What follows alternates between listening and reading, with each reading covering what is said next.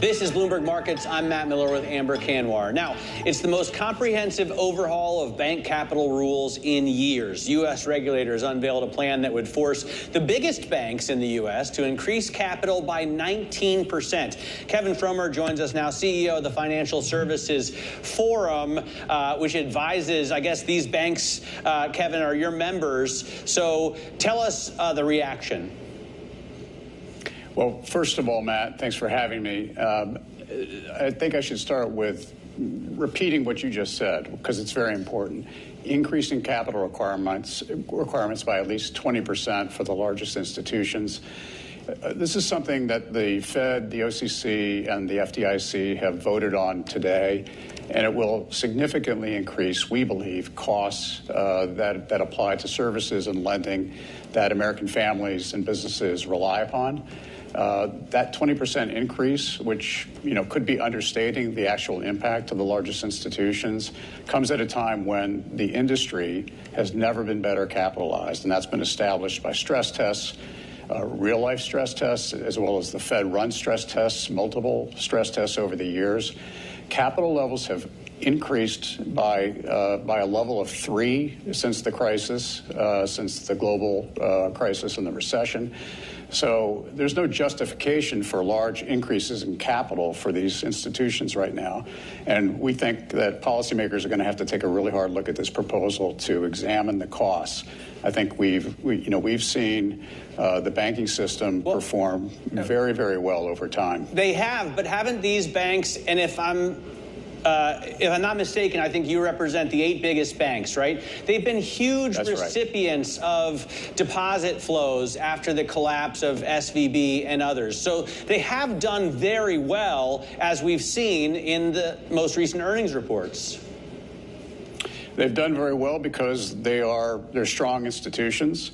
They're institutions that have built up their capital and overall resiliency over the years. A lot of this is a result of Dodd-Frank era regulation and the work of international regulators focused on capital standards. So they're very healthy institutions. That's why they do draw deposits. We're at a situation now, however, where increasing capital at the level that is anticipated from this proposal is really sort of a solution without a problem. No one has established why you would need to raise capital levels for these institutions to this extent. And other jurisdictions who have internationally active banks who are also going to be implementing these same standards are not going to adopt this approach.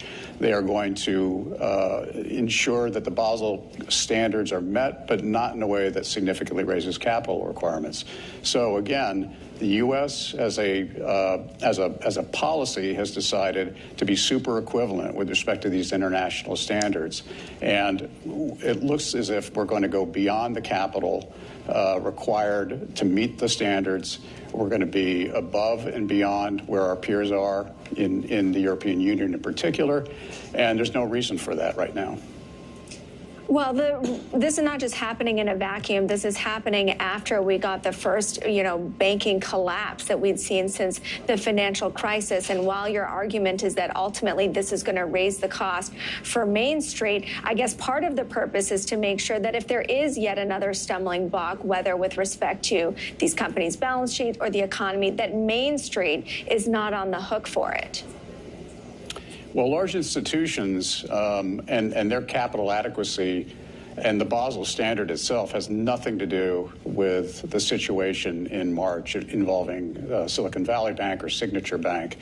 And in fact, you saw these very institutions put deposits in First Republic Bank, frankly, to buy time for the regulators to deal with that institution. So there's no question about the capital adequacy of the 8 largest institutions.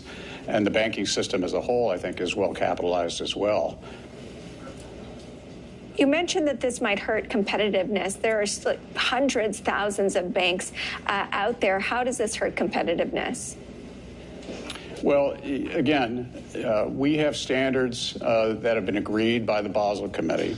And as they've been implemented in the various jurisdictions, the United States has decided to gold plate those standards. So we have higher capital requirements that are mandatory on the institutions. They're higher than the ones that exist outside the United States, particularly in the EU.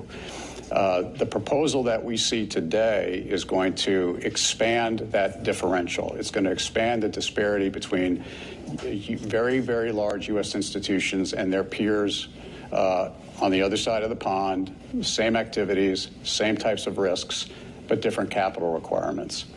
What are the chances? And that's a competitiveness issue. What are the chances, Kevin, that the big banks are going to be able to avoid this capital increase? How do you think the likelihood? How high do you think the likelihood is that they can win this fight? Well, I think you have to look at the practical implications of these changes. And we've already seen reports and analysis coming from affected parties in the United States. Those that are focused on housing finance, community reinvestment, American businesses that rely on banks to help hedge and manage their business activities here and abroad. Those constituencies have already identified this proposal as costing, themselves as end users, essentially higher prices for the very things that they rely upon the banks for. So I think as we unpack this proposal, it's a 1,000-page proposal. Our industry is going to look at this hard. Based on what we know, I think we will be objecting to many parts of this. And I would also note, for you and your viewers, in past years, post-crisis, there was generally a consensus view that we needed to beef up capital requirements and take and make other steps so that our system is highly resilient. We've done that. We fought that last war. We won that last war. Where we are now is adopting requirements that go well beyond what we need to. And as you saw with votes on the Federal Reserve Board and at the FDIC, we had dissension. We have comments that say we don't think that this is the right way to go. We've got lots of questions. So we had consensus in past years. We don't have consensus right now that this is necessary. Do you think that the SEC specifically is overreaching in a lot of these regulatory cases? We have seen them lose cases when it comes to crypto. They put out a 83-page first salvo when it comes to regulating AI on Wall Street. Is this a Gary Gensler problem? Well, the capital rules that we're talking about involve the Federal Reserve, the FDIC, and the OCC. I think you're referring to an SEC proposal that deals with artificial intelligence.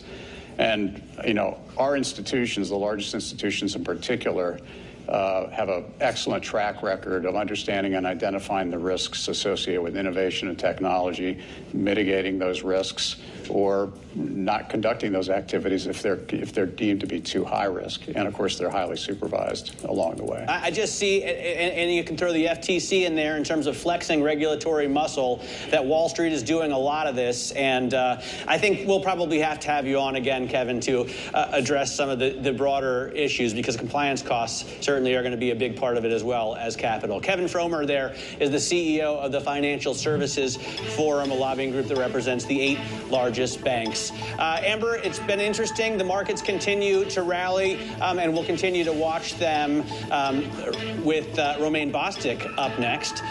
For Amber Kanwar, I'm Matt Miller. This is Bloomberg.